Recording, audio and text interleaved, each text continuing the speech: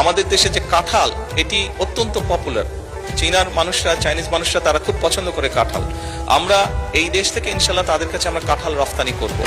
আপনারা বোধহয় একটা জিনিস জানেন কিনা, আজকে সমগ্র উন্নত বিশ্বে অনেকেই কিন্তু মাংস খেতে চায় না, মাংসের পরিবর্তে এখন কাঁঠাল।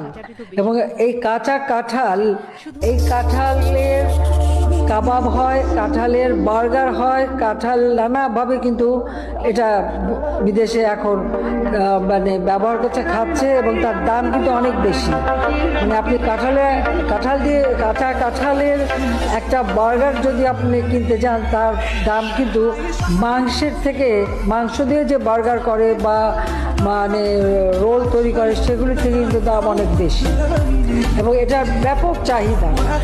আমরা যদি 12 মাসই কাঁঠাল উৎপাদন করতে পারি, আমরা সেই সাথে সাথে এরকম কাঁঠালের বিভিন্ন পণ্য যেগুলি মানে বর্তমান যুগে আমাদের দেশেও তো ছেলেমেয়েরা এখন মানে ভাত চাপ থেকে তৈরি